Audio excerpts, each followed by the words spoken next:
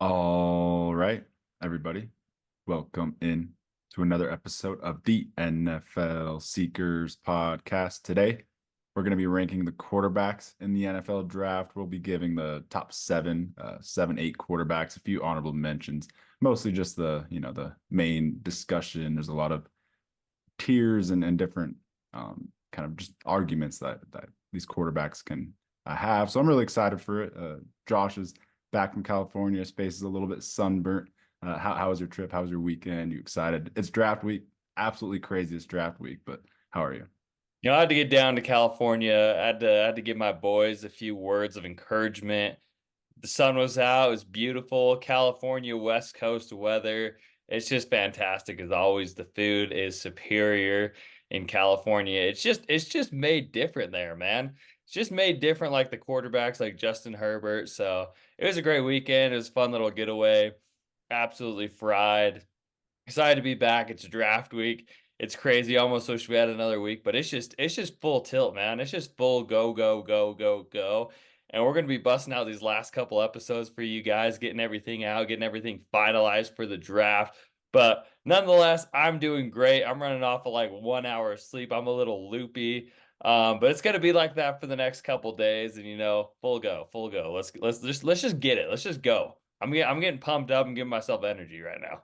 Yeah, absolutely crazy. We're already here. It came so fast, absolutely flew by, and it's draft week. Super excited for it. And yeah, like you said, the quarterbacks in California are different. They're built different. They operate differently. Do you want to just start this off, starting off with the first quarterback we're going to talk about that's generational out of California?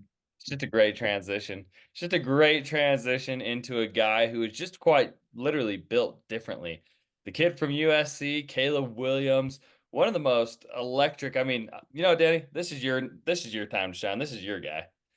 I mean, if you want me to talk about him first, I will. But yeah, we both are obviously we have Caleb Williams as our QB1, as everyone does, and everyone should.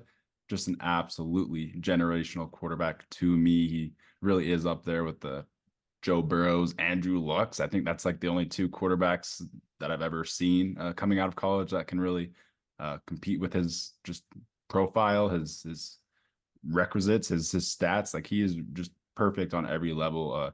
A stat that people like to kind of call a negative on him and kind of fault him for is his average time to throw, which is 3.16 seconds, and it's 165th in college football last year. But for me, like that's impressive as hell to me because it just shows how confident Caleb Williams is in the pocket. He's so cool and not in a rush, just so collected in there, and he just moves around. The way he buys time with his feet in the pocket, it's different. He has eyes in the back of his head. He manipulates everything around him.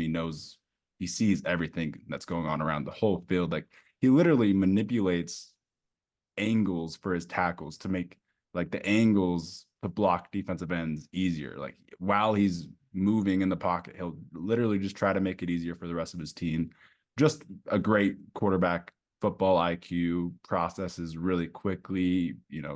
When he's on the run, he'll freestyle and he freestyles on the run at a like iconic rate. I think he's the best like out of structure quarterback I've ever seen. So he's just amazing. I'll let you talk about him too, because I mean you could talk about every single aspect of his game. It's a perfect, beautiful, positive, and the moral of the story is the Chicago Bears are getting just a dog, an absolute dog, and any Bears fan that was talking negatively about him because they want to Justin Fields, they're already quiet. I mean, we're not hearing that anymore, but they're going to feel really silly about midway through the season.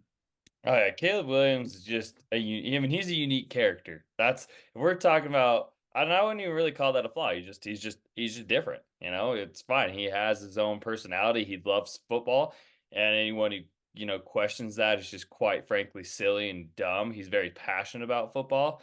Um, yeah, and like you said, the way he processes and sees the game and the feel for the game is just at a different level. And like we're saying, there's tiers in these quarterback classes, and Caleb Williams is, maybe 2 tiers ahead of everyone else in this. I mean, he sees the game from a different angle. He has a feel for the game and it's kind of cheesy and whatever, we say, Patrick, I mean, you compare players to the best football player in the world, which is if that's fair, okay, whatever. But yeah, he has that Patrick Mahomes' feel for the game. He feels the game, he sees it differently. He's able to make something out of nothing at a rate that's just, incredible. So yeah, for that, it's just, moral of the story, Chicago Bears are getting a hell of a quarterback. He's going to be fun. He's going into a fantastic situation in Chicago, and it's just going to be fun. Caleb Williams, I feel like he's going to be, bona fide star here soon. I think his first year, I think he'll be I think he'll have an incredible rookie season, which is really hard to do for rookie quarterbacks. But he's up to that test, and we could ramble all day about Caleb Williams. He is superior. He's a couple tiers ahead of everyone else, and again, he just has a different feel for the game. He sees it in a different light, and yeah, it's just the dude's a football player. He really is just different. And my most like just favorite part about his game is the way that he just controls the pocket. He can manipulate it and he's just in full control. Really, he really is. He's incredible at just having eyes in the back of his head, knowing what's going on around him. His feel for the game is just elite, cream of the crop, some of the best you'll see. Perfect, beautiful generational quarterback prospect. Do you want to move on to QB2? Anything else you want to say, Caleb? Oh, we're just gonna ramble all day about him. Yeah, Let's I mean, we 100% could. He's just absolutely perfect. I comp him to like a Aaron Rodgers, Patrick Mahomes, Drew Brees hybrid. Like the guy is just incredible. He's going to be an awesome football player. I guess one last thing before we go off of it is the off the field stuff that people on social media like to just they're bored really. People that are pooping on Caleb Williams like off the field stuff, they're just bored because he really cares about the game. Like he has like a Kobe Bryant mentality. If you just listen to him talk about the game and just the way he prepares and just approaches the game, he's different in that aspect. People made fun of him for crying against Utah after getting eliminated from the college football playoff. And I mean, that's just the last accolade that he needed to, he succeeded in every other accolade in college football. That's the last thing that he wanted. So I think it was fair that he cried to his mom after that game. But yeah, I think all the off the field stuff is just very silly, and he's gonna be very perfect. But with that, let's move on to QB2. Don't need to talk about this generational Caleb Williams for too much longer. But Drake Maye, we spoiler alert, we both have Drake Maye at 2 as well, and I feel like people that have Jayden Daniels at 2, especially if Cliff Kingsbury has Jayden Daniels at 2, there's something going on. Like I don't know what you're seeing on the film because when you watch Drake Maye and Jayden Daniels next to each other, which I've done a few times when I go to their tape because the Commanders are picking between the two. I just think it's almost comical when you just watch Drake Maye and Jayden Daniels. They both honestly kind of have a YOLO style of play, but Drake Maye's is just a Josh Allen type of trait where he knows he's Superman. He can be Superman, so he's gonna run around and do some crazy stuff and be Superman. And I absolutely love him. I have him in his own little tier behind Caleb Williams. No other quarterback really touches him in this class other than Caleb, and he's just really awesome. I would say the one flaw on Drake Maye's game is his base. I guess that's another thing about Caleb Williams is his base is perfect. You can tell he was just trained by like the best quarterback coaches in the world because his mechanics are the best that you'll ever see. Drake Maye has great throwing mechanics, a little bit like Philip Rivers-esque, a little bit like unorthodox, but it works. It works. But it's just his footwork. Like he almost hops. He like hop steps for most of his throws, and whenever he has an inaccurate throw, which is Drake May's knock, it is because of the footwork. So I would say that's the one thing he needs to work on. It's just more consistent base and a more consistent footwork. And I'm sure Cliff Kingsbury would really help him with that too. So I am confident he goes number 2 just because I trust the NFL GMs will see the same tape that I'm seeing. Yeah, no, me and you are pretty much on the same wavelength and same mind, with these first two quarterbacks. And yeah, I mean Drake, I don't really understand the debate to be to be quite honest with you. Um, I don't understand the debate between Drake May and Jayden Daniels. I don't really think it's close. I really, really have Drake May above Jayden Daniels. And if you're going off of, what your quarterback, I mean, this is Drake May is what you want a quarterback to look like. He is 6'6", 230 pounds, built. He's just an athlete's athlete. He looks like he was made to play the quarterback position. And the dude's got an absolute, rocket launcher of an arm. I mean, I'm sure people have all seen it, on Twitter and stuff, but that clip of him, you know, throwing a football from the 20 and throwing it 80 yards and hitting the goalpost is just you just can't build that. You can't make that stuff. That is just arm talent, strength, and the way he plays the game. Again, Justin Herbert, Josh Allen, like that's my comp for him, which we're giving these first two really high comps. I don't think they'll come into the NFL and be like those guys, but they have the potential to be. And I see all that with Drake Maye, and I like the calmness. I like the mindset. I like the headspace of Drake Maye. And I think he can come in and I think he can be a franchise quarterback. I mean, the athletic traits are all there. The measurables are all there. Like you said, it's the base, it's the footwork, it's the little things that can take Drake Maye's game up to the next level, which I think he's intelligent and smart enough to take that next step at the next level. And so that's a guy I'm banking on. And if I'm the Commanders at two, I'm not even fielding phone calls. Obviously, we missed out on Caleb Williams, but it's really no consolation prize. Drake Maye is a good quarterback. He's going to be the best quarterback. He'd probably be, if he was in next year's draft class, probably the next 2 or 3 years, he'd be quarterback one all day long. There are some analysts that I really, really respect, like Nate Tice, who are confident that Drake May's QB1 in this class. And I mean, you watch this guy just zip some throws around the yard. It is insane. I mean, yeah, Caleb Williams kind of does the same thing, but I could see why some people would, value a Drake May more. Maybe a specific coach would value the personality of Drake May a little bit more. And And the I could size. see it. Yeah, yeah, the size. He's just a prototypical. He literally is Josh Allen, Jordan Love, Justin Herbert. Just the way he plays, moves. He looks like Justin Herbert. He moves and kind of plays like Josh Allen.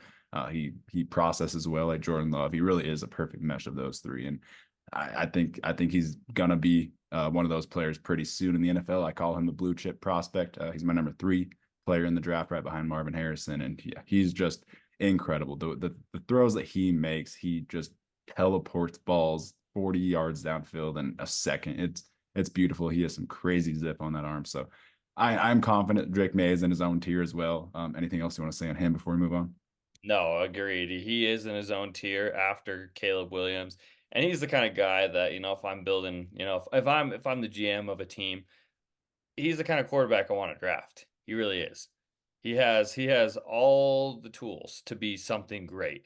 It's just whether you are the coach or the GM that can mesh him with the right, if Cliff Kingsbury's the guy, they can just mesh him with the right coach and put him in the right system. He can really thrive, man. And I'm super excited to see him at the next level.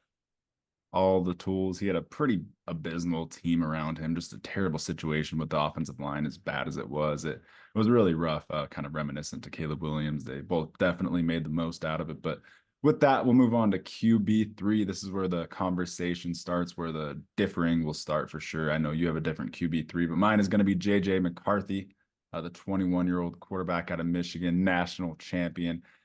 And the whole story with JJ McCarthy, the whole appeal is just upside. He's pure upside. I call him a molding ball of clay because I really think he possesses everything. I truly think he has every single tool to become successful. He has definitely the mentality, that dog mentality. You hear all the stories about him literally shying some recruits away from Michigan if they're not like taking it seriously enough and not, all in for the national championship mentality. So he is just different mentally. And that is a big thing with quarterbacks is, you just have to have that alpha personality that the teammates are going to rally around. And I have no doubt that, if he goes to the Vikings, day one, that whole Vikings team would just absolutely love him and they would really, really rally around him. Like Justin Jefferson and him would be an electric duo. But something that really impresses me with JJ McCarthy is, it's hard to give him a lot of praise for the amount of snaps that he played. He just doesn't have as many games, plays,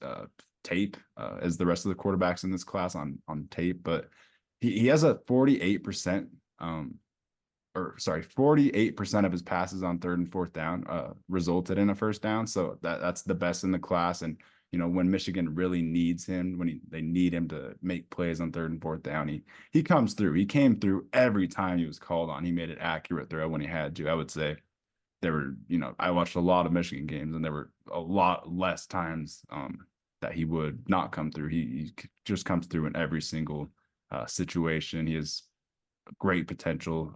He played great against really good opponents. He really stepped up against Ohio State when he needed to. Stepped up in the obviously the playoffs and won that championship. So I just think JJ just has the it factor mentally. Just has that mentality that not a lot of people have. But he also has all the traits physically. And if he just gets matched up in a good situation, I'm pretty confident, and I'm going to bet on it. Yeah, and I wouldn't even say, at this point in the process, it would even be that outlandish to say that JJ could even go number two.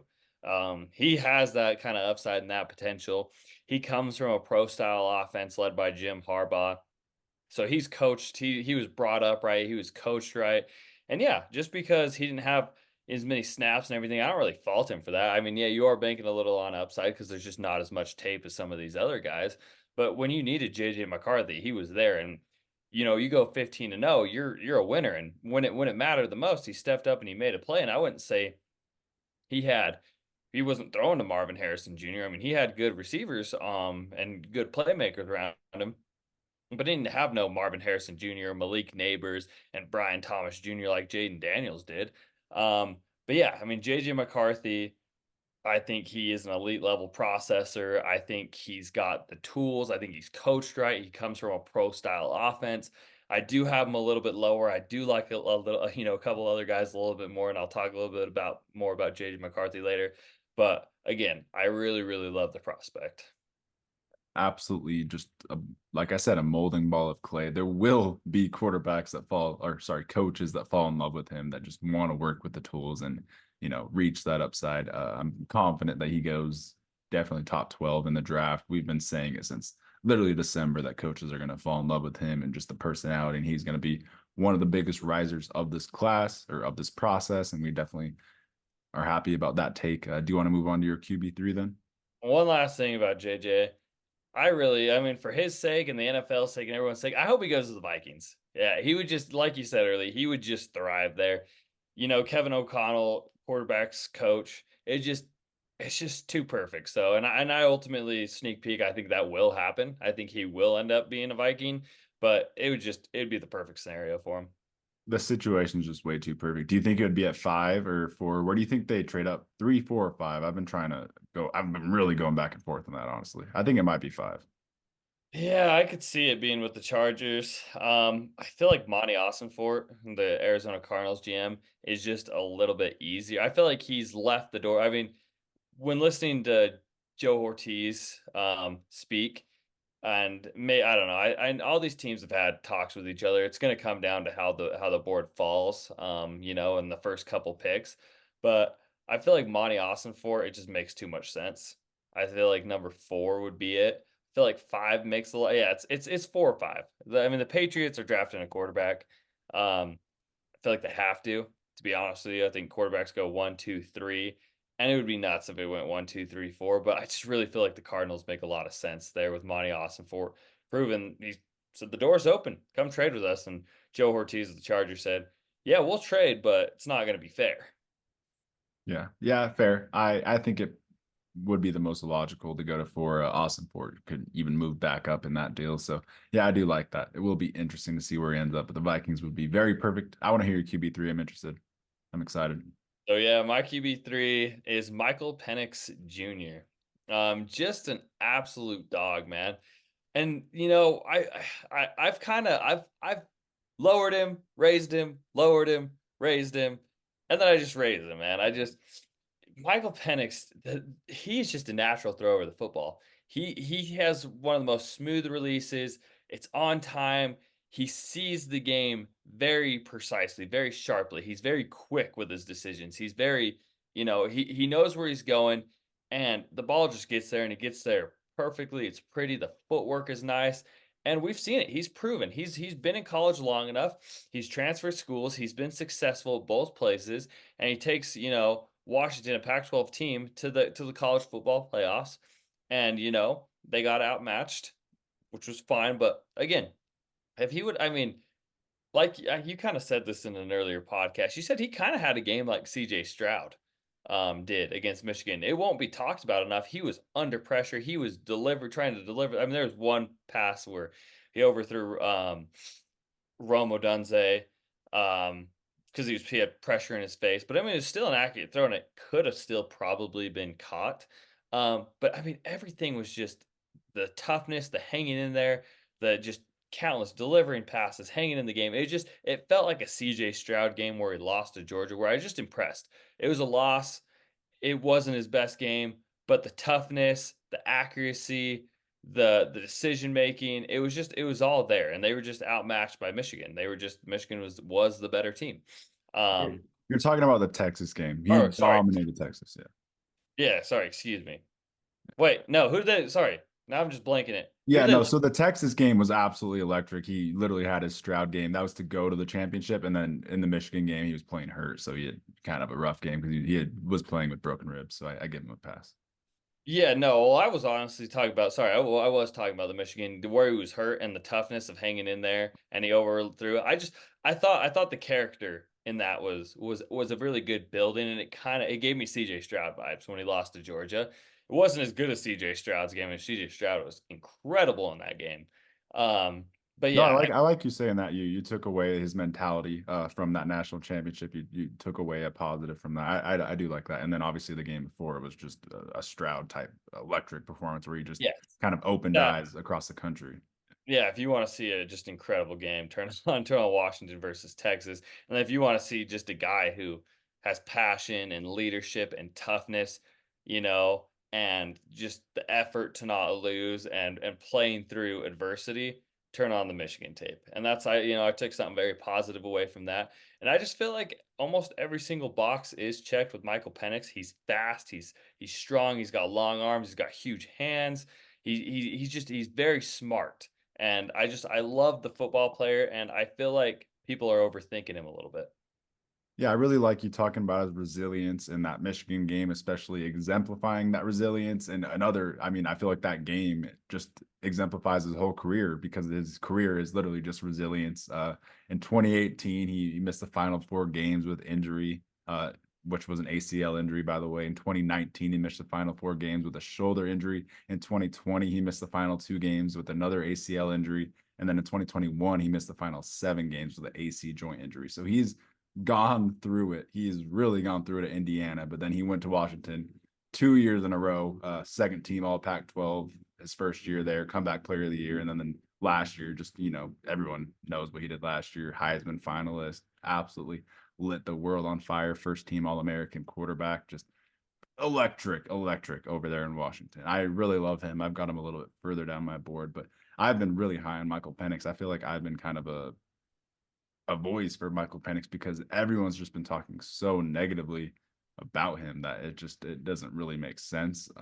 The injuries are something people really like to bring up, but like I said, he hasn't got hurt since he left Indiana. It's not like you can just expect him to pop up 3 years later just because they happen in Indiana. It's kind of the same argument with Latu for me. I'm not really worried about both of their injuries if the NFL doctors cleared them. They're fine. Michael Penix came out with a statement saying all it did was make him mentally tougher, like you said. So I really do like Penix as well. He just has, like you said, such a natural way of throwing the football. He just has a natural zip. It looks so pretty when he throws it. He has the prettiest moon ball, prettiest deep ball in this class, really. Just the way it floats in the air, it's so accurate. The back shoulders he had to Romo Dunze. It's going to be fun to see what situation he goes to in the NFL because I'm sure if you get him a I don't know off the top of my head, like a Drake London type of receiver, just a Romo Dunze type of receiver. He's gonna be electric. I could see him succeeding day one. Oh, a take of mine. I'm definitely, it's takey. I'm gonna be called crazy for this one, but I've just always felt that he's better than Tua, like straight up day one as a football player right now. I think he's just a better football player than Tua, and I'm astronomically low on Tua, but I think he's just really solid. He's serviceable. He could easily be a top half quarterback in the league in a good situation. So I like you calling your shot with him at 3. And that's exactly how I feel. It's like you know what you're getting out of this guy. I think you have a day one starter. I think you have a guy. It's overcome adversity. You got a locker room leader. I mean, teammates rant and rave about this guy. He is an all pro type of player in the terms of of who he is, personality. You can just immediately, like you said, he I think he walks into the NFL as a top 16 quarterback immediately, and you could upgrade him over per se, the Giants don't take a quarterback in the first round. immediate upgrade over Daniel Jones. I mean, like me and you, we're strong. We don't like Tua. We don't think Tua is a very good quarterback, and when it matters the most, Tua is not there. And I think you plug Michael Penix in. Kind of funny, he's left-handed too, but I feel like you get a better leader, you get a tougher football player, you get a guy who's more accurate, you get a guy who's better under pressure, who's better under, adversity than Tua. And yeah, so I mean, that's just kind of how we feel about Michael Penix and even the Denver Broncos. At day one, you would get a guy that could come in there, take a locker room by storm. Everyone would rally around this guy, and you get a big receiver around him like Cortland Sutton or Tim Patrick. And I think he makes the most out of those guys. And I think, he's a top 16 quarterback, no doubt. And he had the crazy pro day, just an absolutely wild pro day. Ran a 4.46. Yeah, like those numbers he were just so unexpected that he put up. So you have to respect that as well. He's been working behind the shadows, this process, and really getting better, getting more athletic. You love to see it. I love his arms. By the way, they go down to his feet. They might be the longest arms of quarterback coming out of the draft ever. It's truly insane. He's bringing him up again, but he has the Philip Rivers throwing motion. He just kind of pushes the ball because he kind of has to because of how long his arms are. So it's fun to watch, man. Michael Penix he's a baller. I think he's just a gamer. He slings that thing around the yard, and I think he's going to be a solid starter in the NFL. 100%. All right, enough about Michael Penix, Dan. Who's your number 4? I need to know. All right, this is going to be an interesting one. We both have the same number 4 here, so we can talk about this one together. But it's going to be Jayden Daniels as our QB4. You'll see him as QB2, QB3 everywhere else consensusly, but I'm just lower on him, man. The more I watch him, the more I get into his film, I just get bust vibes. Like it's not really the best like evaluation. I'm not really giving you guys the best explanation for it, but it's just more of a gut feeling just watching football, watching him next to the rest of these quarterbacks. I'm just getting busty vibes, man. He's good at like improving. He's good at playing in structure, and you could tell that he really took on with Kelly at LSU and just it really clicked, and he definitely improved every year. Like that's one thing you can say about him is he's improving every year. He's getting better. He is the Heisman winner for a reason. He had a great statistical season, but I just think that whole situation in LSU was just so elevated with the play calling and the weapons around him and just everything was so perfect. He never had to look to throw over the middle of the field because he had, Malik Neighbors to get insane yak, or he had Brian Thomas just to throw it downfield to. And he does have a nice deep ball. He has a nice touch. It's a little bit inaccurate at times, a little bit inconsistent at times, I guess. But yeah, at times he will have good touch and he'll make some pretty throws and it will kind of surprise me. But man, it's just compared to the rest of these guys, I feel like they're true, just killer quarterbacks, mentality wise and everything. And Jayden Daniels is fun. He'll have some fun runs. He'll run around. He had some crazy statistical games last year, getting like 300 rushing yards and 300 passing yards. But he also is just running around and running into walls. And he's like, what are his measurables? Let's see. Jayden Daniels is 6'4", 210. He's a very skinny guy. I feel like those measurables don't even do it justice how skinny he is. And he'll just run into walls of people, and he doesn't really care about preserving his body, and that is scary as well. So I don't know. It's just something about Jayden Daniels. I don't love the vibes. I'm just not the highest on him, man. But he's serviceable. I've got like a end of first round grade on him. Yeah, I 100% agree with you there. I'm just not as high, and it is kind of like, yeah, his play was absolutely incredible this year. There's nothing to take away from that. But then again, you feel like it was kind of inflated just because of the system they were running. Like you said, it's kind of a system type quarterback where he really thrived in that. Almost like a Miami Tua. Again, kind of like weird like that. Kind of like a Miami Tua when, Jalen Waddle and Tyreek Hill and, Raheem Mozart and Devon Achan are just really clicking and you're getting the ball out fast to them and they're getting those yaks. You look like an incredible quarterback. And I feel like that's kind of what happened this year with Jayden Daniels. But I mean, I do like the progression of his college career. Arizona goes through a little bit of adversity there, transfers to LSU, and just really has this breakout season. I mean, he threw for 3,800 yards, 40 touchdowns to 4 interceptions with 143.7 passer rating in just 12 games. which is pretty incredible. And I mean, all of his grades, his passing grade 92, deep grade 99.9, no pressure grade 93.2, intermediate grade 90 or 89.4. Pressure grade was not the best. So when he was under pressure, he was not as good. But when he was under no pressure, he had almost a damn near perfect grade.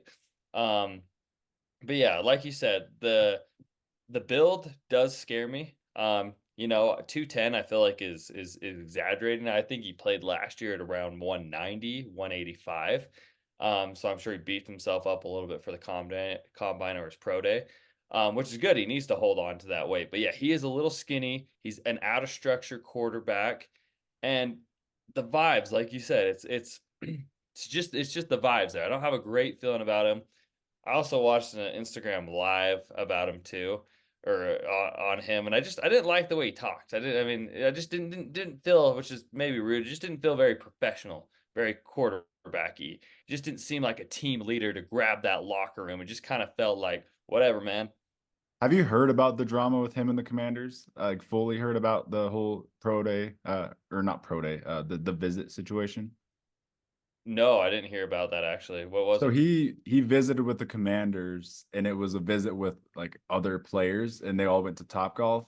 And apparently, he was super pissed about that, and didn't feel respected by the Commanders. So he had his agent kind of, you know, just put out like a crappy statement on the Commanders, just crapping on the Commanders. So yeah, his agent and himself now have beef with the Commanders, who might draft him at number 2 overall. So yeah, there is just something like more just odd vibes that I can't fully Well, you put my remember the finger on. drama with him leaving ASU and his teammates like celebrating and wrecking his locker?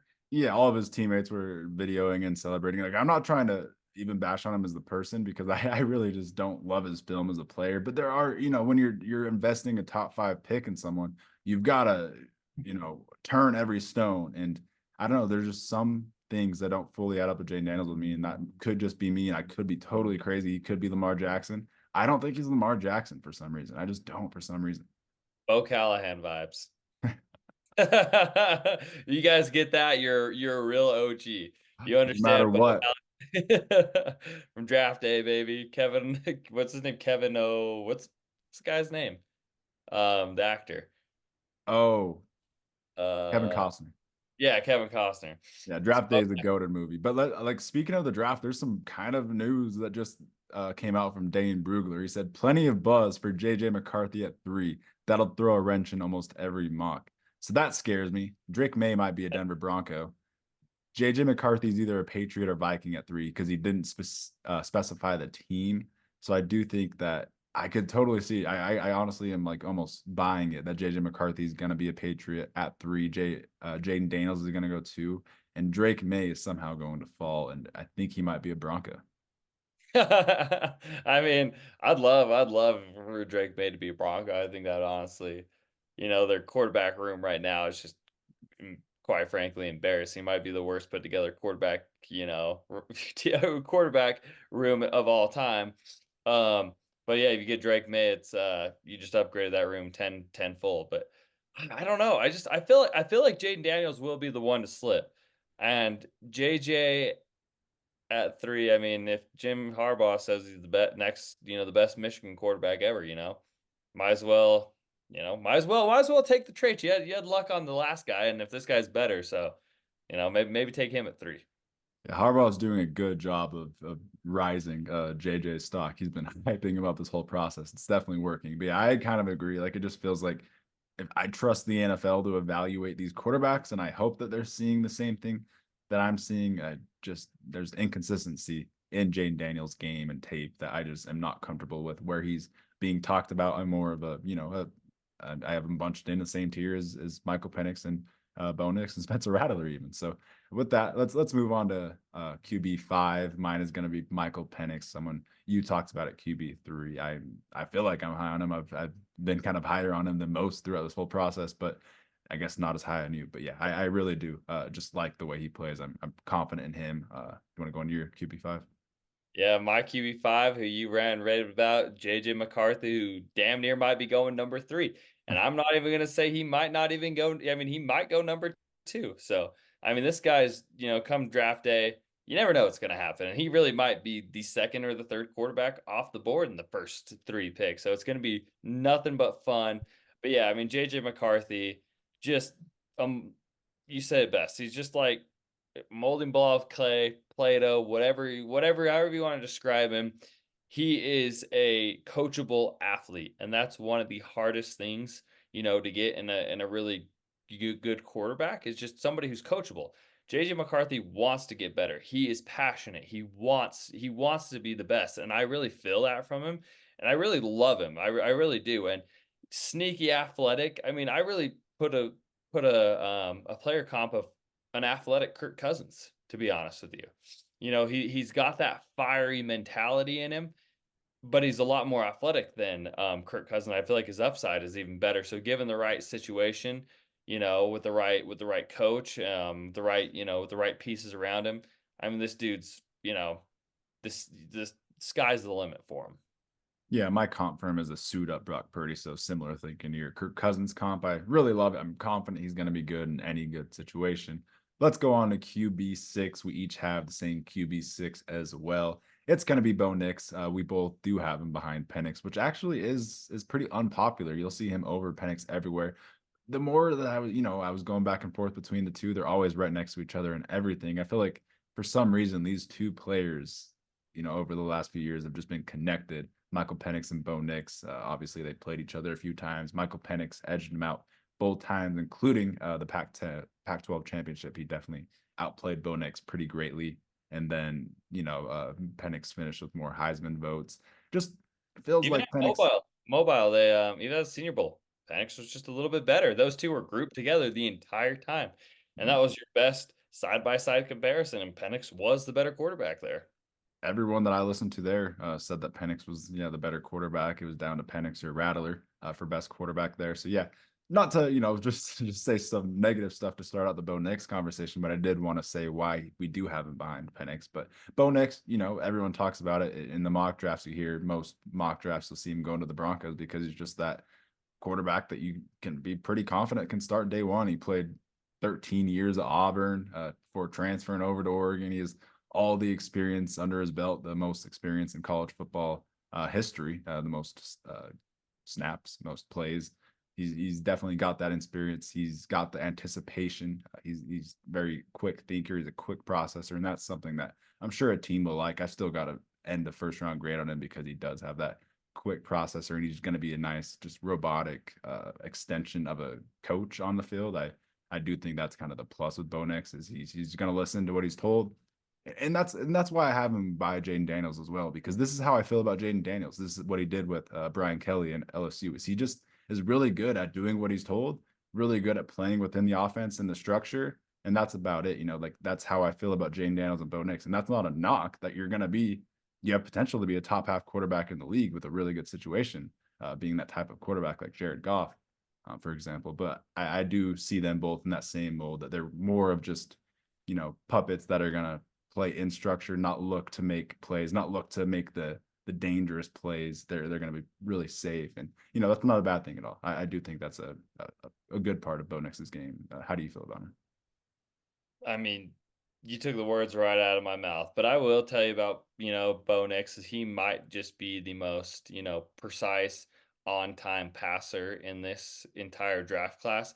I mean, when I go over his grades, for his passing grades, it's 92nd percentile, deep ball grade, 95 percentile, pressure grade, 91 percentile, intermediate grade, 94 percentile, no pressure grade, 91. I mean, it's all elite level things. His average time to throw 2.44 seconds, which was the 14th fastest in college football, ranked among quarterbacks with 300 plus dropbacks. So he's on time. He's a quick thinker. He's a quick decision maker.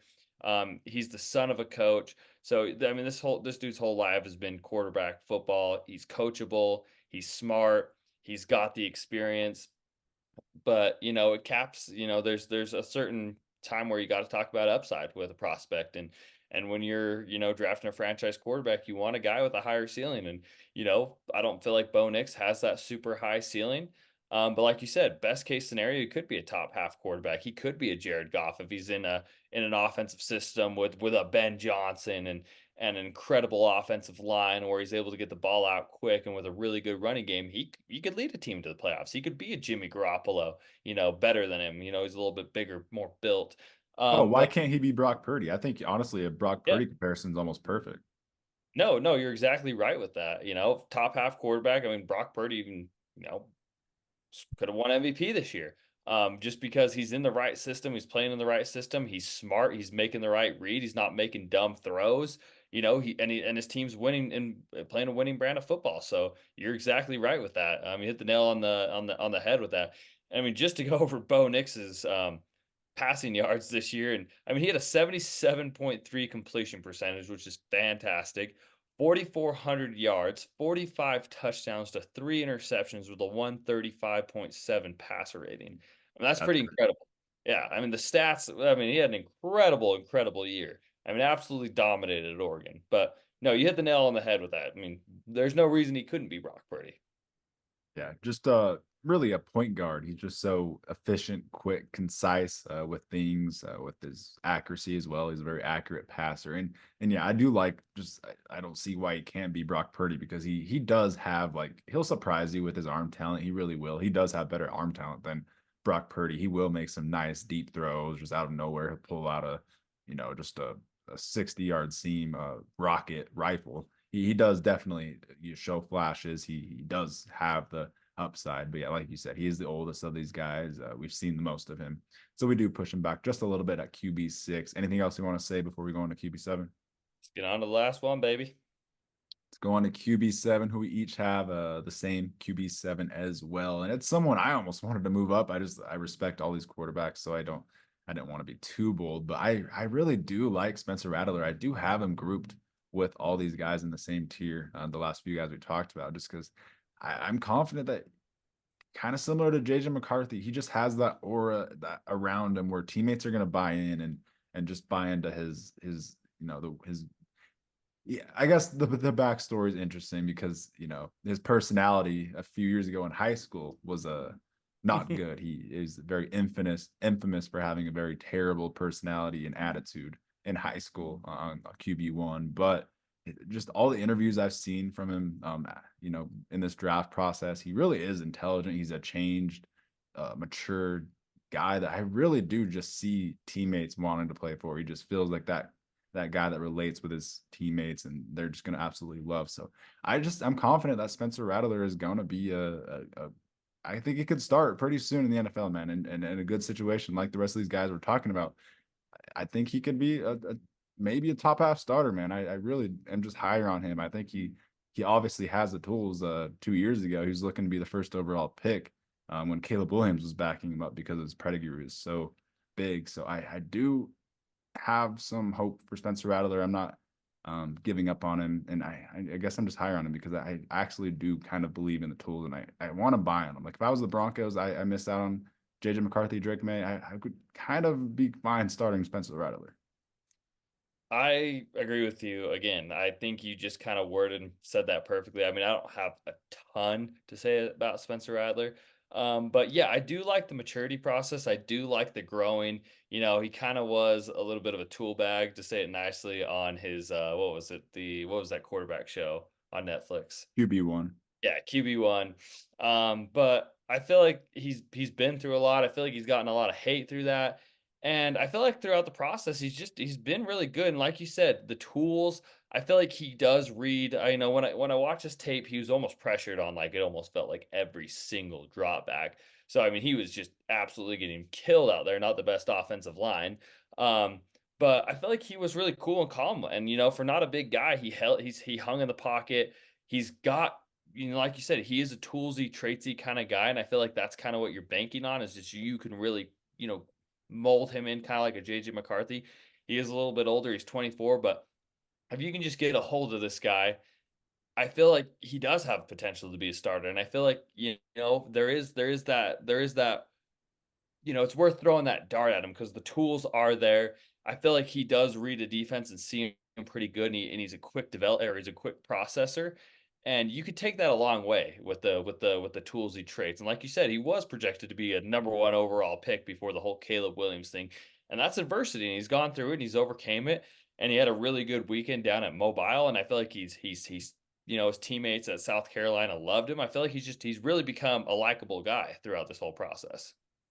Yeah, 100%. And I guess like the knocks I have on his game or like you said, his processing is solid as well. You could tell he's been around for a while. He's seen a lot. In the SEC and the Big Ten. He's played some really good defenses in some really big games. So his processing is impressive when you watch him. I would say his knock is that I have on my notes is he really likes to roll out, even when there's no pressure. He just likes to evade the pocket. But my note is it could be because of his terrible offensive line. Like I think there's just untapped potential in the fact that his offensive line was abysmal, and I think he just had PTSD and wasn't comfortable, so he would just instantly look to roll out even if there wasn't pressure. He just wasn't comfortable playing behind that offensive line. But him and Leggett still had a breakout, great statistical season for South Carolina. Some really big games, and I do trust the tools. I'm gonna bet on him. I think the person is a changed person, and I do like the personality. Yeah. Again, it's been a fun episode. We're getting this right out before the draft. So, let us know what you guys think. Let us know if you differ from anything with these quarterback rankings. But it'll be fun to see how this turns out. And like we said, it's full steam, Dan. It's full steam to Thursday. Yeah, we'll definitely come back to these rankings. It's fun. Check out all of our other positions that we've done as well if you haven't. Real quick, we'll mention some honorable mentions. I do really like Michael Pratt. Feels like he could be one of these guys that, turns into a Brock Purdy. Just he has some sneaky athleticism, has a sneaky arm, probably will do better than he did in college. I just see some untapped potential there. Jordan Travis, definitely some untapped potential. I see him being just a really, really exciting backup. My view on him is he's going to be one of the better backups in the league, kind of like a Tyler Huntley, who you're kind of looking forward to coming in. Joe Milton, who's someone that everyone loves, crazy, crazy rocket of an arm, just a really, really strong arm. And I also love Devin Leary. I actually have him ranked over Joe Milton. I do think Devin Leary has those Purdy vibes. I could see it with him.